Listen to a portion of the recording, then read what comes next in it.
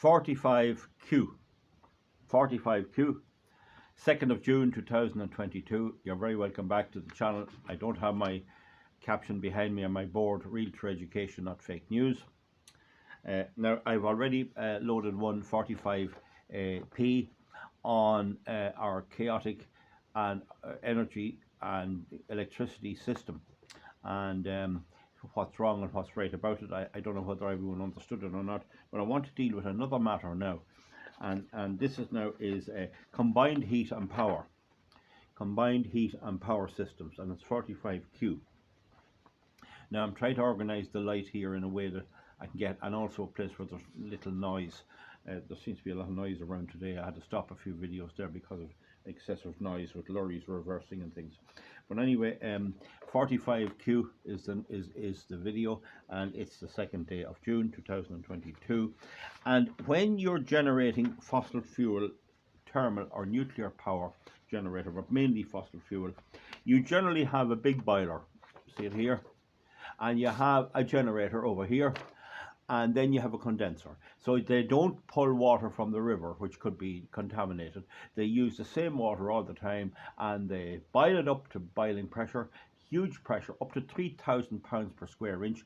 That drives the turbine in the generator, and that drives the generator round, and that keeps synchronous in phase frequency at 50 hertz in Ireland and 60 in America. So that then water has to be condensed down, and the way that's normally done is you use the water from a river, a big river, and that's why electricity power stations are usually built on the Shannon estuary or on the River Shannon or some other big river.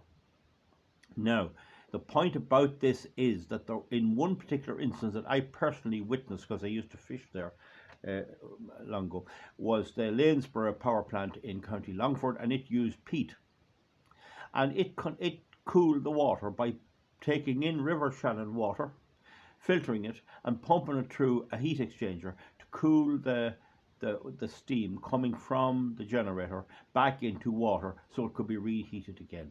And it was so powerful a heat that it was pumped out into the River Shannon, and it became a great spot for fishing because the fish seemed to accumulate where the hot water was. Now, you couldn't put your finger in the river where it was coming out. Okay. Now, you see the process there.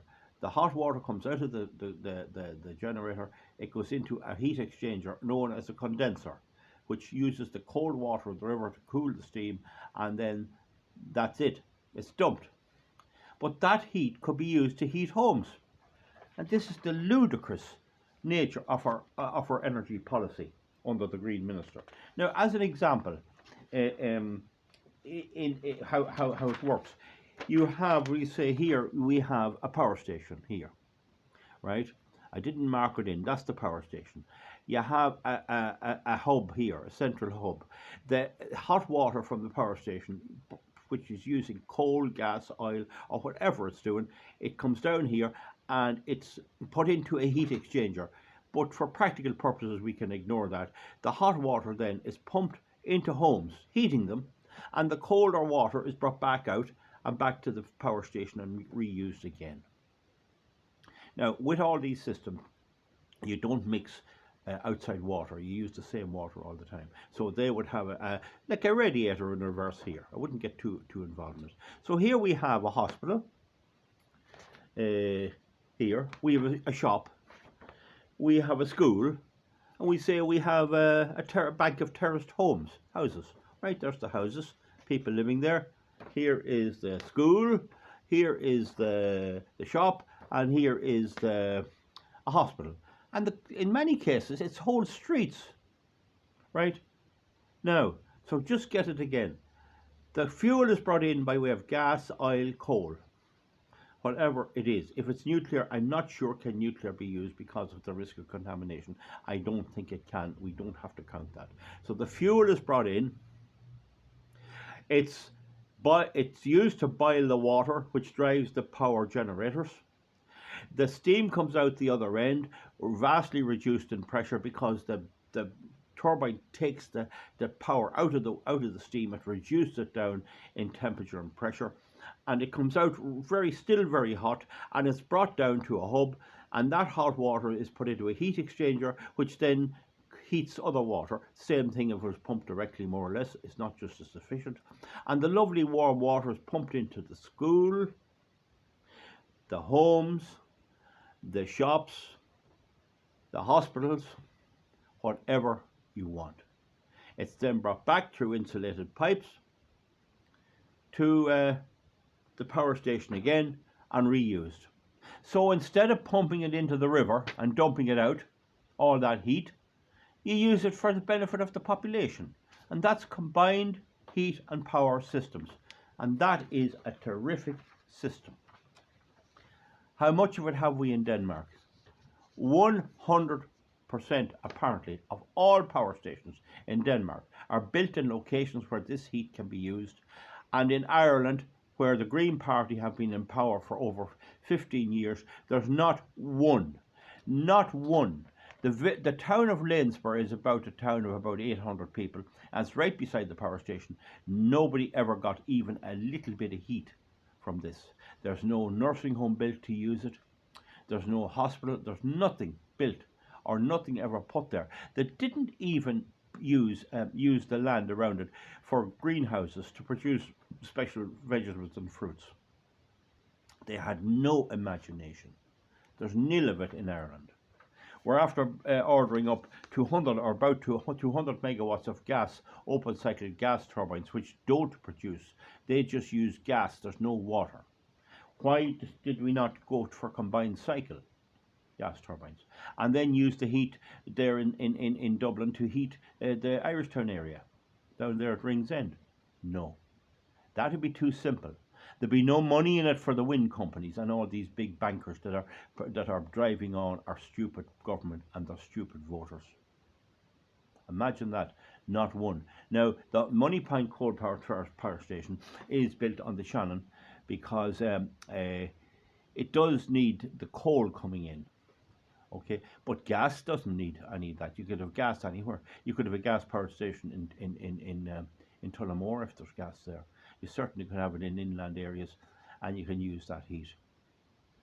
And you could use some coal near enough. I mean, the city of Limerick in some way might be able to benefit. Or if they're planning new power stations, what's to stop them from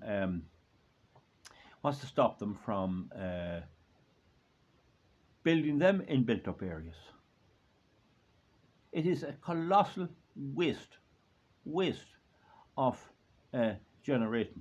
When you consider we have about 6,000 megawatts of heat generation, imagine what that would do if it was pumped into homes. And that's done in Denmark. And what do the blackguards do promoting all this renewables? They quote Denmark because it has a lot of windmills as well. So they say Denmark's the way to go because we have the combined cycle and the windmills. They're two totally different animals. One is like having a cure for baldness, which is a good thing if you could have it, while at the same time having a bad disease, terminal illness. I mean, would you take the two on board? They're not the same at all. One uses the waste heat to heat homes and make life better for people and institutions and all kinds of things, and can grow vegetables, can do all kinds of things in winter and make life better. Granted, in hot weather, not so much of it is used, then it can be dumped. That's nobody's fault. But the demand generally for heating and electricity is not as big in summer anyway. But once you get the colder months coming in, for very long periods, up to 7-8 months, you can have your home heated and the comfort of the citizens while providing electricity at the same time. Ireland has completely and utterly shunned the whole idea and notion. There are no plans, north or south. All they have is windmills, battery storage, data centres, solar farms. Produce, produce, produce. Never save, save, save. Never make life easier for the citizens or the people. Never let an old couple living alone or an old person have a nice little heat in the radiator the whole year round. Do not ever have schools or anything like that where children can come in and be nice and warm in their homes, in their schools. Do not allow that. I remember being at school back years ago and clutching the radiator. I'd be frozen after coming in 3 miles walking and all wet. But they will not let any little bit of kindness come into it, because the ideology of this green, and we have it in Ireland with Fine Gael and Fianna Fáil and perhaps Sinn Féin, we don't know. Their ideology has nothing to do with the good of the people. Their ideology is all to do with a dogma, with this obsession that they have to play out in reality, and they're getting away with it, unfortunately. It's some waste. It is some tragedy what is happening with that alone, and it's only one of the many examples of the ridiculous, environmentally destructive policies we have in Ireland. And hopefully, if there's any good comes out of the Ukraine war, it will be that it will bring it home to them that this does not work. This does not work. Imagine if you only could have half of your electric power from fossil fuel, and that's all the fuel you had in a country, that you could share the extra surplus heat of that with the people in the community. Wouldn't that just be doing it right? But as my late father would say, that it would be doing it right, and they can't do anything right. All I can do is try and alert you, my viewers, and get this idea across of just how corrupt and how miserably horrible our government is. And that includes the Greens, of course. Thank you very much. Give me a thumbs up or a thumbs down, and we'll see you back for something else quite soon. Bye.